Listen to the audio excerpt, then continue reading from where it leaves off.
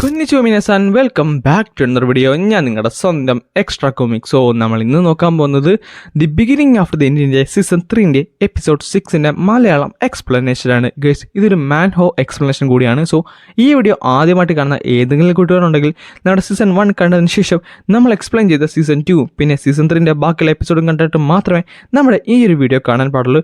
So എന്തായാലും നമുക്ക് നേരെ വീഡിയോയിലേക്ക് കടക്കാം. അങ്ങനെ എപ്പിസോഡ് തുടങ്ങുന്നത് തന്നെ ആർത്തർ അവിടെ ഞെട്ടിത്തെരിച്ചിരിക്കുകയാണ്. പെട്ടെന്ന് അവൻ തിരിഞ്ഞു നോക്കുന്നുണ്ട്. അല്ല, എൻ്റെ പുറകെ ആരെങ്കിലും ഉണ്ടോ? നിൻ്റെ പുറകെ ആരുമില്ല, ഞാൻ നിന്നെ തന്നെയാണ് ഉദ്ദേശിച്ചത്. അല്ല, ഇങ്ങനെയൊക്കെ വരാനായിട്ട് കാത്തലിൻ എന്തെങ്കിലും പറഞ്ഞോ? ഓ, പ്രിൻസസ് ഓഫ് സാപ്പിൻ, നീ ഒരു കാര്യം മനസ്സിലാക്കിയോ? ഈ പ്രിൻസസിൻ്റെ ഒക്കെ ഹേട്ട് നീ ഇങ്ങനെ മോഷ്ടിക്കുന്നത് അതത്ര നല്ലതല്ല കേട്ടോ. എൻ്റെ പൊന്നു, എനിക്ക് സിവിൽ വാറൊന്നും തുടങ്ങാൻ ഒരാഗ്രഹമില്ല. അല്ല, പക്ഷെ നീ തമാശ പറയല്ലേ? ഞാനെങ്ങനെയാണ് ഒരു ടീച്ചറാകുന്നത്? അതൊരു പ്രൊഫസർ. ഇതെൻ്റെ ആദ്യത്തെ ദിവസം തന്നെയല്ലേ? അപ്പോൾ എനിക്ക് അങ്ങനെ ചെയ്യാൻ പറ്റുമോ? നീ വിഷമിക്കുന്നുണ്ട്. അത് വളരെ സിമ്പിളാണ്. അത് അലോഡ് ആണെന്ന് വെച്ച് കഴിഞ്ഞാൽ അതെ, ഞാൻ പറഞ്ഞാൽ പിന്നെ അത് അലോഡ് അല്ലേ? ഇതിനു മുമ്പ് കുറച്ചധികം കാര്യങ്ങളൊക്കെ വന്നിട്ടുണ്ട്. അതായത് നല്ല ഹൈ ക്വാളിഫൈഡ് ആയിട്ടുള്ള അപ്പർ ക്ലാസ്മെന്നൊക്കെ ബേസിക് ആയിട്ടുള്ള കാര്യങ്ങളൊക്കെ പഠിപ്പിക്കാറുണ്ട്. പക്ഷേ നീ അത്ര ക്വാളിഫൈഡ് അല്ല. അപ്പോൾ നമ്മുടെ ഗസ്റ്റ് ഓഫ് പ്രൊഫസർ പുള്ളിക്കാരനോ അവനെ ഞങ്ങൾ പറഞ്ഞു വിട്ട്. നീ പേടിക്കൊന്നും വേണ്ട. ഞാൻ ഇത് കേട്ടപ്പോൾ തന്നെ ഒരു ഇൻവെസ്റ്റിഗേഷൻ ലോഞ്ച് ചെയ്തായിരുന്നു. പിന്നെ പ്രിൻസസ് കാത്തലിൻ്റെ ഹെൽപ്പോട് കൂടി അവന് പ്രത്യേകിച്ചൊന്നും ഡിഫെൻഡ് ചെയ്യാൻ സാധിച്ചില്ല. അവളവിടെ നല്ല ദേഷ്യത്തിലാണ്. അവളെ നോർമലി കണ്ടാലും ദേഷ്യത്തായിട്ട് കണ്ടാലും എനിക്ക് ഏകദേശം ഒരേപോലെ തന്നെയാണല്ലോ. അതവിടെ നിൽക്കട്ടെ. പക്ഷേ എനിക്ക് ഇപ്പോഴും മനസ്സിലായില്ല താങ്കൾ എന്തിനാണ് എന്നോട് അങ്ങനെ പറഞ്ഞത്. എടാ, അത് വളരെ സിമ്പിൾ അല്ലേ? ഒരു വേക്കൻസി വന്ന് ഞാൻ നിന്നെ കൊണ്ട് ഫില്ല് ചെയ്യാൻ ഓർത്ത്, അത്രമാത്രം. ഇത്തവണ എനിക്ക് എന്തായാലും ആൾട്ടർനേറ്റീവ് മൂവ്സ് ഒന്നും ഇല്ല. സോ നീ സസ്പിഷ്യസ് ആവേണ്ട കാര്യവും ഇല്ലെന്നാണ് എനിക്ക് തോന്നുന്നത്. അതുമല്ല, ബാക്കിയുള്ള പ്രൊഫസേഴ്സിനൊക്കെ നീ ഡിഫീറ്റ് ചെയ്ത് നിന്റെ ആ ഒരു സംഭവം കൂടുതൽ നല്ലതല്ലേ? അവരുടെ കൂടെ തന്നെ നീ ഇരുന്ന് പഠിപ്പിക്കുന്നത് അതായിരിക്കും കുറച്ചുകൂടെ നല്ലത്. ആകുമ്പോൾ നിനക്ക് സ്പോട്ട് ലൈറ്റും കിട്ടും. ആവശ്യമില്ലാത്ത കുഴപ്പത്തിൽ നീ ഇപ്പോൾ ചടത്തില്ല. അപ്പോൾ പാരൻസ് ഒക്കെ കംപ്ലൈൻറ്റ് ചെയ്തല്ലോ, അവർ കംപ്ലൈൻറ്റ് ചെയ്തോട്ടെ. പക്ഷേ ഞാനല്ല ഡയറക്ടർ, എനിക്കറിയാം എന്ത് ചെയ്യണമെന്ന്. എന്നാലും ഇത് നിന്റെ ചോയ്സ് തന്നെയാണ്. നീ ഇത് യൂസ് ചെയ്ത് കഴിഞ്ഞാൽ അത് നിനക്കാണ് നല്ലത്. കാര്യം നീ ഒന്ന് ആലോചിച്ച് നോക്കിയേ, നീ ഓൾറെഡി ഒരു കോഴ്സ് നീ ക്വാളിഫൈഡ് ആണ്. എന്നിട്ടും ആ ഒരു കോഴ്സിൽ തന്നെ ഇരുന്ന് പഠിക്കുന്നത് അത് കുറച്ച് മോശമല്ലേ? ആ സമയത്ത് അവൻ പറയുന്നുണ്ട്, ഞാൻ കുറച്ച് ലോ പ്രൊഫൈൽ മെയിൻറ്റെയിൻ ചെയ്യണമെന്നാണ് ആലോചിച്ചത്. പക്ഷേ ഇനി പറഞ്ഞിട്ട് കാര്യമില്ല. ഓക്കെ, ഞാൻ എന്തായാലും ഒന്ന് നോക്കിക്കളയാം. അങ്ങനെ അതൊക്കെ കഴിയുമ്പോൾ ആർത്തർ അവിടേക്ക് പോയിട്ടുണ്ട്. ഈ സമയത്ത് അവൾ പറയുന്നുണ്ട്, സത്യം പറഞ്ഞാൽ ഇവനെ പോയിട്ട് സംസാരിക്കുന്നിടത്ത് എനിക്ക് എന്തോ പോലെയാണ്. ഒരു റോയൽ ഫാമിലി ആയിട്ട് നെഗോഷിയേറ്റ് ചെയ്യുന്നതിനെക്കാട്ടും പാടാണ് ഇവനായിട്ട് ഒന്ന് സംസാരിച്ചെടുക്കാനായിട്ട്. അല്ല, നിനക്ക് എന്താണെന്ന് തോന്നുന്നത്? ആ ടൈമിൽ അവളുടെ ആ ഒരു ബീസ്റ്റ് പറയുന്നുണ്ട്, അവൻ കുറച്ച് ഡിഫറൻ്റ് ആണ്. പിന്നെ ഒരു കാര്യം, നീ ഒരിക്കലും അവനൊരു പയ്യനായിട്ട് കാണാൻ പാടില്ല. ആർത്തറിനെ ഒരിക്കലും നീ ഒരു പയ്യനായിട്ട് കാണാൻ പാടില്ല. അവൻ ഓൾറെഡി മെൻ്റലിയും ഇമോഷണലിയും നമ്മളെ പലരെക്കാട്ടും മെച്ചുവറാണ്. അത് നിനക്ക് കാണാൻ പറ്റുന്നില്ല. അത് പക്ഷേ എനിക്ക് നന്നായിട്ട് കാണാൻ പറ്റുന്നുണ്ട്. അതെന്താണ് നീ അങ്ങനെ പറയുന്നത്? അതവൻ്റെ ബോണ്ടാണ്. ആ ബോണ്ടിൻ്റെ യഥാർത്ഥ ഫോം എന്ന് പറയുന്നത് ഒരു ഡ്രാഗനാണ്. എന്ത് ഡ്രാഗനോ? അതെ, എനിക്കൊരു കാര്യം കൂടെ അറിയാം. അതിൻ്റെ യഥാർത്ഥ ഫോം വെച്ച് കമ്പയർ ചെയ്യുന്നിടത്ത് ഞാനതിൻ്റെ പറ്റേ പോലും വരത്തില്ലെന്ന്. അതുകൊണ്ട് സിന്ധിന, നിന്നോട് ഞാൻ ഒരു കാര്യം പറയാം. നീ ഒരിക്കലും അവനെ നിൻ്റെ എനിമിയാക്കാൻ പാടില്ല. നീ അവനെ ഫുള്ളി ട്രസ്റ്റോടെയും റെസ്പെക്റ്റോടെയും മാത്രമേ നീ കാണാൻ പാടുള്ളൂ. എങ്കിൽ അവൻ നിൻ്റെ ഏറ്റവും വലിയ അലയായിരിക്കും. പക്ഷേ നീ എങ്ങാനും അവനെ ബിട്രൈ ചെയ്ത് കഴിഞ്ഞാൽ നിൻ്റെ നാശത്തിൻ്റെ തുടക്കം അവനിൽ നിന്നായിരിക്കും. അങ്ങനെ അത് കഴിയുമ്പോൾ ആർത്തർ ഫുഡൊക്കെ മേടിച്ചിട്ട് പോകുമായിരുന്നു. ഈ സമയത്ത് എഞ്ചിൻ വിളിക്കുന്നുണ്ട്. അങ്ങനെ എഞ്ചിൻ്റെ അടുത്തേക്ക് പോയി നമ്മുടെ ആർത്തർ ഇരിക്കുന്നുണ്ട്. ഈ സമയത്ത് അവൻ്റെ കൂടെ ഉണ്ടാകുന്ന പെണ്ണിനെ ആർത്തറിനെ പരിചയപ്പെടുത്തി കൊടുക്കുന്നുണ്ട്. എടാ, ഇതാണ് ഷാർലറ്റ് കേട്ടോ, എൻ്റെ കൂടെ പഠിക്കുന്നതാണ്, എൻ്റെ ക്ലാസ്മേറ്റ് ആണ്. ആർത്തർ പറയുന്നുണ്ട്, എൻ്റെ പ്ലഷറാണ്. ആ സമയത്ത് അവളും പറയുന്നുണ്ട് ഹലോ. ആ ടൈം അവൻ പറയുന്നുണ്ട്, അല്ലടാ, ഞാനില്ലാതെ നീ ക്ലാസ്സൊക്കെ മേലെയൊക്കെ പോകുന്നുണ്ടോ? പിന്നെ നീ ഇല്ലാത്ത സൂപ്പറായിട്ട് പോകുന്നുണ്ട്. ബേസിക് ചെയിനൊക്കെ അത്യാവശ്യം നന്നായിട്ട് കിട്ടുന്നുണ്ട്. ഈ ടൈമിലാട്ടെ അവൾ നമ്മുടെ സിൽവിനെ പിടിക്കാൻ നോക്കുന്നുണ്ടെങ്കിൽ സിൽവി പെട്ടെന്ന് അവളുടെ നേരെ ചാടുന്നുണ്ട്. ആ ടൈമിൽ പറയുന്നുണ്ട്, ഷാർലറ്റിനെ കണ്ടോ, അവൾ നന്നായിട്ട് തന്നെ ചെയിൻ കാസ്റ്റ് ചെയ്യുന്നൊരു കൂട്ടത്തിലാണ്. അവൾ ശരിക്കും നല്ലതാണ്. അങ്ങനെയൊന്നും പറയല്ലേ. ആ ടൈമിൽ ഞാൻ പറയുന്നത്, അല്ല നിൻ്റെ ക്ലാസ്സൊക്കെ ഇങ്ങനെ ഉണ്ട്. ഞാൻ ഓൾറെഡി നീ ഒരു പ്രൊഫസറിനെ തോപ്പിച്ചെന്ന് കേട്ടല്ലോ. അതിനെപ്പറ്റി പറയാനാണെങ്കിൽ ഞാൻ ആ ക്ലാസ്സിലെ പ്രൊഫസറായി മാറിയടാ. ഇത് കേൾക്കാനത് എഞ്ചിൻ ഞെട്ടി. എന്നിട്ട് പറയുന്നുണ്ട്, എന്തോ പറഞ്ഞത്? നീ പ്രൊഫസറായിരുന്നു? പറഞ്ഞിട്ടും കാര്യമില്ല, ഞാൻ അവിടുത്തെ പ്രൊഫസറായി മാറി. ഇനി ഞാൻ വേണം ആ ക്ലാസ്സിനെ പഠിപ്പിക്കാനായിട്ട്. പിന്നെ ഒരു പ്രൊഫസറിൻ്റെ മുഖത്ത് ഇങ്ങനെ തുപ്പുന്നത് അതത്ര നല്ലതൊന്നുമല്ല. പിന്നെ പ്രൊഫസർ ഞാൻ പറഞ്ഞാലുണ്ടല്ലോ കോപ്പ്. എനിക്കും എന്തെങ്കിലുമൊക്കെ ചെയ്താൽ മതിയായിരുന്നു. ആരെങ്കിലും പിടിച്ചിട്ട് വല്ല പ്രൊഫസറായാൽ മതിയായിരുന്നു. അല്ല, ഷാർലറ്റ് ഞാനും കൂടെ വൈകുന്നേരം ഷോപ്പിങ്ങിന് വന്നുണ്ട്. നീ ഞങ്ങളോട് വരുന്നുണ്ടോ? ആ ടൈമിൽ അവൾ പറഞ്ഞു, അതെ നീ വരുവോ? ആ ടൈമിൽ ആർത്തർ പറഞ്ഞു, ഇല്ലടാ, എനിക്ക് കുറച്ചുകൂടെ ക്ലാസ് അറ്റൻഡ് ചെയ്യാനുണ്ട്. അതും അപ്പർ ഡിവിഷൻ ക്ലാസ്സാണ്. അത് ഞാൻ മുടക്കുന്നത് അതത്ര നല്ലതല്ല. ആ ടൈമിൽ എഞ്ചിൻ പറഞ്ഞിട്ടുണ്ട്, ഷാർലറ്റ് അപ്പോൾ നമുക്ക് രണ്ടുപേരും കൂടെ പോകാമല്ലേ? അയ്യോ എടാ, ഞാൻ ഇപ്പോഴോർത്താ എനിക്ക് വേറെ കുറച്ച് കാര്യം ചെയ്താലുണ്ട്. നിങ്ങൾ എന്തായാലും കഴിച്ചു. ഞാൻ പിന്നെ ഒരു പറഞ്ഞു നൈസിൽ അവിടെ നിന്ന് സ്കൂട്ടാകുന്നുണ്ട്. ആർത്തർ ഇല്ലെന്ന് പറഞ്ഞുകൊണ്ട് തന്നെയാണ്. എന്നിട്ട് ആർത്തറിൻ്റെ ഭയം പറഞ്ഞിട്ട് അവളോട് ഒന്ന് പോവുകയും ചെയ്യും. ആ സമയത്ത് അവൻ പറയുന്നുണ്ട്, സോ അവൾക്കും ഇമ്പോർട്ടൻ്റ് ആയുള്ള മറ്റെന്തോ കാര്യമുണ്ടല്ലേ? അങ്ങനെ പണ്ട് കാര്യമില്ല, ഞാൻ ലൈബ്രറിയിൽ പോയി അങ്ങനെ ഇരുന്ന് പഠിക്കാം. അല്ല ആർത്തർ, നിനക്ക് എന്ത് തോന്നുന്നു? അവൾ കാണാൻ കുറച്ച് ലുക്കല്ലേ? എനിക്ക് ചാൻസ് ആകുമോ? ഇതിനെ എപ്പോൾ എടുക്കണ്ട കേട്ടോ, നിനക്ക് ഇതിൽ നല്ലത് കിട്ടും കേട്ടോ, നീ വിഷമിക്കണ്ട. അങ്ങനെ അതിനുശേഷം ആർത്തർ തൻ്റെ അടുത്ത ക്ലാസ്സിലേക്ക് പോകുന്നുണ്ട്. ഈ സമയത്ത് അവിടേക്ക് നടക്കുന്ന നേരത്ത് എല്ലാവരും ആർത്തറിനെ പറ്റിയാണ് സംസാരിച്ചിരിക്കുന്നത്. ഈ ടൈമിൽ പെട്ടെന്ന് ഒരു സൗണ്ട് കേൾക്കും. അല്ല, നീ എന്നെ അപ്പർ ഡിവിഷൻ ക്ലാസ്സിലേക്കും വരുന്നു ആർത്തർ? അത് മറ്റാരുമില്ലായിരുന്നു, നമ്മുടെ പ്രിൻസ് കർട്ടസും അതല്ല ക്ലാരയായിരുന്നു. ആർത്തറായിട്ട് അവരുടെ അടുത്തേക്ക് ചെല്ലുന്നുണ്ട്. ഈ സമയത്ത് തന്നെ പെട്ടെന്ന് നമ്മുടെ ക്ലാര ആർത്തറിനെ കയറി പിടിച്ചിട്ട് പറയുന്നുണ്ട്, നീ മര്യാദക്കൊക്കെ നിൽക്കണം കേട്ടാ, നമ്മുടെ കമ്മിറ്റിനെ നീ നാണം കെടുത്തിയെന്ന് ചെയ്യല്ലേ? അതൊക്കെ ഞാൻ നോക്കില്ല. ഈ ടൈമിൽ തന്നെ സിൽവി ആ ഒരു വലിയ ലൈനെ വീണ്ടും പോയി പേടിപ്പിക്കുന്നുണ്ട്. അപ്പോൾ ചോദിക്കുന്നുണ്ട്, അല്ല ഇത്രയും പേര് മാത്രമേ അല്ലേ?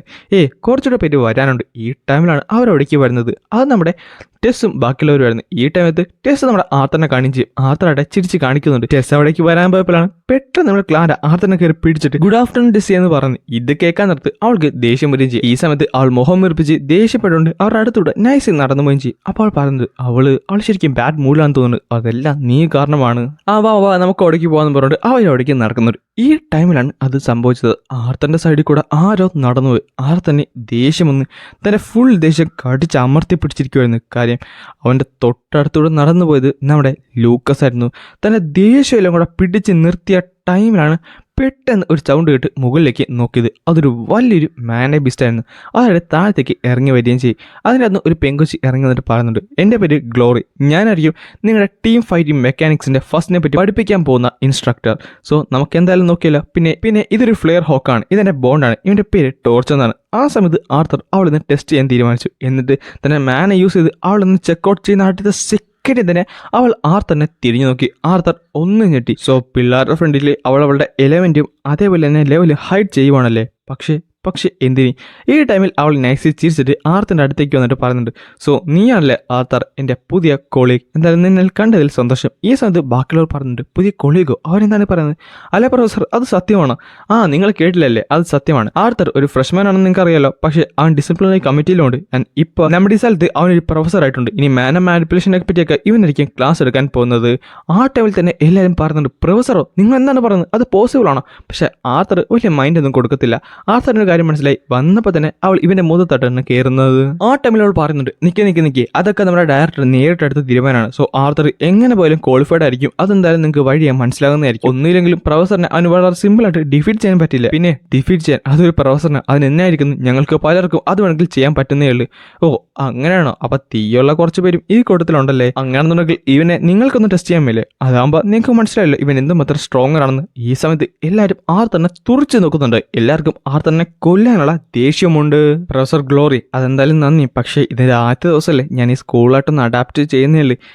അങ്ങനെ പറഞ്ഞാൽ പറ്റത്തില്ല. നീ ഇപ്പം നിൽക്കുന്നത് ഒരു അപ്പർ ഡിവിഷൻ ക്ലാസ്സിലാണ്. സോ ഇവിടെ നിങ്ങൾക്ക് പ്രത്യേകിച്ച് ട്രീറ്റ്മെന്റ് ഒന്നും കിട്ടാൻ പോകുന്നില്ല. സോ പറയുന്ന പോലെ അങ്ങോട്ട് ചെയ്താൽ മതി. അപ്പോൾ ബാക്കിയെല്ലാം റെഡിയല്ലേ? അപ്പോൾ ഇവരെല്ലാവരും പറഞ്ഞത് റെഡിയാണെന്ന്. ഈ ടൈമിൽ ആർത്തർ ചോദിക്കുന്നുണ്ട്, അല്ല താങ്കളുടെ മൈൻഡിൽ എന്താണ്? എന്തായാലും നമ്മുടെ സെമസ്റ്റർ തുടങ്ങാൻ പോവാണ്. സോ ഒരു ഫണ്ണായിട്ടുള്ള ക്യാഷ്വലുള്ള ഗെയിം നോക്കിയല്ല, ഒരു വാർ ആൻഡ് കോങ്കസ്റ്റ്. അതെങ്ങനെയുണ്ട്? വാറും കോങ്കസ്റ്റും ആണോ ഫണ്ണ്? ആ സമയത്ത് ഒരുത്തൻ പറയുന്നുണ്ട്, അങ്ങനെയാണെന്നുണ്ടെങ്കിൽ നമുക്കൊരു ടീം വർക്ക് ബാറ്റിൽ ചെയ്താലോ? എന്തായാലും ഇവിടെ ഡിസിപ്ലിനറി കമ്മിറ്റിയില്ല 3 അംഗങ്ങളില്ലേ, അതാകുമ്പോൾ ഞങ്ങൾക്ക് ഒരു ടീം വർക്ക് ആകുന്നതായിരിക്കും. ഞങ്ങൾക്ക് ഫ്യൂച്ചറിൽ ബാക്കിയുള്ള കാര്യങ്ങൾ എങ്ങനെയാണെന്നൊക്കെ മനസ്സിലാവും. അത് നല്ല ഐഡിയ ആണ്. ആ ടൈമിൽ നമ്മുടെ സിലിവ് പറയുന്നുണ്ട്, പ്രൊഫസർ അങ്ങനെയാണെന്നുണ്ടെങ്കിൽ ഞാനും പ്രിൻസസ് ട്രിസയും കൂടെ ഒരു ടീമായിട്ട് മാറാം, അവർ ഓപ്പോണൻസ് ആയിട്ട്. അതെന്തായാലും കൊള്ളാം, ഇത് കുറച്ച് ഇൻട്രസ്റ്റിംഗ് ആണല്ലേ. Disciplinary committee versus the student council. അങ്ങനെയാണെന്നുണ്ടെങ്കിൽ നിങ്ങളുടെ കൂട്ടത്തിൽ ഒരാളും കൂടെ വരട്ടെ. പെട്ടെന്ന് ലൂക്കസ് പൊങ്ങുന്നുണ്ട്. എന്നിട്ട് പറയും ചെയ്യും, ഞാൻ വേണമെന്നുണ്ടെങ്കിൽ അവരുടെ കൂടെ. ലൂക്കസ് അടുത്ത നമ്മുടെ ജീനിയസ് അല്ല ഫ്രഷ്മാൻ. ഇതെന്തായാലും കൊള്ളാം, നിന്റെ എബിലിറ്റീസ് നമുക്ക് ചെക്ക് ചെയ്യാൻ സാധിക്കുമല്ലോ. എന്നാലും നിങ്ങളൊക്കെ പോയി റെഡിയാകാൻ നോക്ക്. ഈ സമയത്ത് ആർത്തറിൻ്റെ അടുത്ത് വന്ന് നമ്മുടെ ലൂക്കസ് തട്ടിയിട്ട് പറയും ചെയ്യും, സോ നീയാണല്ലേ എൻ്റെ ഒരു സ്പോട്ട് ഡിസിപ്ലിനറി കമ്മിറ്റിയിൽ നിന്ന് കട്ടെടുത്തവൻ. ഞാനൊന്നും നിന്റെ നിന്ന് കട്ടെടുത്തില്ല. പിന്നെ ആ സ്പോട്ട് അത് നിന്റേതും അല്ലായിരുന്നല്ലോ. അത് കഴിയുമ്പോൾ അവരെല്ലാവരും റെഡി ആയിക്കൊണ്ട് നിൽക്കുകയാണ്. ഈ ടൈമിലോട്ട് ആർത്തർ ഒരു സാധനം കെട്ടാൻ നോക്കുന്നുണ്ടെങ്കിലും അവനെ കൊണ്ട് പറ്റുന്നില്ല. അപ്പോൾ നമ്മുടെ ടെസ്റ്റ് വന്നിട്ട് അവനെ സഹായിക്കുന്നുണ്ട്. ഈ ടൈമിൽ പറഞ്ഞിട്ടുണ്ട്, അല്ല പ്രിൻസസ് ഒക്കെ എന്നെ ഹെൽപ്പ് ചെയ്യുമോ? പെട്ടെന്ന് അവൻ്റെ കൈയെ പിടിച്ച് വലിച്ചിട്ട് പറയുന്നത്, പ്രൊഫസർ ഒന്ന് മിണ്ടാതിരിക്കുമോ? അയ്യോ നീ മര്യാദക്ക് സംസാരിച്ചാൽ മതി, ആർക്കും ഇവിടെ നിന്ന് കേൾക്കാൻ പറ്റത്തില്ല. കോപ്പ്, എനിക്ക് മര്യാദക്ക് സംസാരിക്കണം എന്താ ആഗ്രഹം ഉണ്ടെന്ന് അറിയാവോ? പക്ഷേ നീ അങ്ങനെ നീ എന്ത് കോപ്പാണ് പറഞ്ഞത്? നീ സിന്ധിനോട് പറഞ്ഞത് ഒരു ലോ പ്രൊഫൈൽ മെയിൻറ്റെയിൻ ചെയ്യുന്നതാണ്. എന്നിട്ട് ആദ്യത്തെ ദിവസം തന്നെ നീ എന്തൊക്കെയാണ് കാണിച്ചു കൂട്ടിയത്? അയ്യോ എന്നോട് ക്ഷമിക്ക്, എനിക്ക് എന്ത് ചെയ്യാൻ പറ്റും? അല്ല നിനക്ക് എന്തെങ്കിലും വ്യത്യാസം തോന്നുന്നുണ്ടോ? വ്യത്യാസമോ? അത് ശരിയാണ്, എനിക്ക് നിന്റെ വാട്ടർ മിണ്ടല്ലേ, ഞാൻ തൽക്കാലം അത് സീക്രട്ട് ആയിട്ട് വെച്ചേക്കാണ്. സമയം വരുമ്പോൾ നമുക്ക് ബാക്കിയുള്ളവരോട് പറയാം.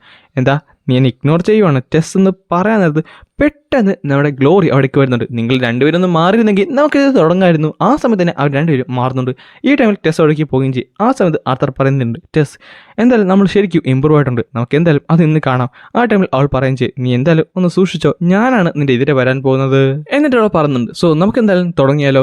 പിന്നെ നമ്മൾ തുടങ്ങുന്നതിന് മുമ്പ് റൂൾസിനെ പറ്റി ചെയ്യാമെന്ന് പറയാം. ഇതൊരു 30 മിനിറ്റുള്ള മാച്ച് ആയിരിക്കും. സോ ഈ മാച്ച് കഴിയാൻ നേരത്ത് നമുക്കൊരു ഡിസ്കഷനും അനാലിസിസും എല്ലാം തന്നെ ചെയ്യുന്നതായിരിക്കും. പിന്നെ DC-ക്ക് ഒരു ഹാൻഡിക്യാപ്പ് ഉണ്ട്. സംഭവം എന്ന് വെച്ചാൽ കർട്ടസും ക്ലാരിയും ഇതിനു മുമ്പ് ഈ ഒരു വർക്ക് എടുത്തിട്ടുള്ള കാരണം തന്നെ അവർക്ക് കുറച്ച് അഡ്വാൻറ്റേജ് ഉണ്ട്. അതുകൊണ്ട് തന്നെ അവരുടെ ഹാൻഡിക്യാപ്പ് എന്ന് പറയുന്നത് ആർത്തർ ആയിരിക്കും ഇവിടെ കിങ് എന്ന റോൾ വഹിക്കാൻ പോകുന്നത്. ആർത്തറിനെ ഡിഫീറ്റ് ചെയ്ത് കഴിഞ്ഞാൽ അവരുടെ ടീം ഫുള്ളി ഡിഫീറ്റഡ് ആകുന്നതായിരിക്കും. പിന്നെ നിങ്ങളുടെ കയ്യിലുള്ള ആ ഗിയേഴ്സ് ഒക്കെ ഉണ്ടല്ലോ, അത് മാക്സിമം ഡാമേജ് കുറക്കാൻ വേണ്ടി വെച്ചിരിക്കുന്നത്. അതേപോലെ തന്നെ അതിൻ്റെ അകത്ത് ഒരു ഡാമേജ് ത്രഷോൾഡ് ഉണ്ട്. അത് കഴിഞ്ഞാൽ ഒരു നോയ്സ് പുറപ്പെടുവിക്കുന്നതായിരിക്കും. അതേപോലെ തന്നെ അത് നിങ്ങൾ മൈൻഡ് ചെയ്തില്ലെങ്കിൽ നിങ്ങൾ എൻ്റെ ക്ലാസ്സിൽ നിന്ന് ബാൻ ചെയ്യുന്നതായിരിക്കും. സോ ഞാൻ എന്തായാലും ഒരു കാര്യം തന്നെ പറയാം, ആ ഒരു എക്യുപ്മെൻറ്റ്സ് ഒരിക്കലും നിന്നെ പ്രൊട്ടക്ട് ചെയ്യുന്നതല്ല, അത് ജസ്റ്റ് ഒരു ത്രഷോൾഡ് മാത്രമാണ്. അപ്പോൾ ഇങ്ങനെ തുടങ്ങാമെന്നും പറഞ്ഞുകൊണ്ട് അവൾ നേരെ ആ ഒരു ബാറ്റിൽ സ്റ്റാർട്ട് ചെയ്തുകൊണ്ടാണ് ഈ ഒരു എപ്പിസോഡ് ഞാനിവിടെ അവസാനിപ്പിക്കുന്നത്.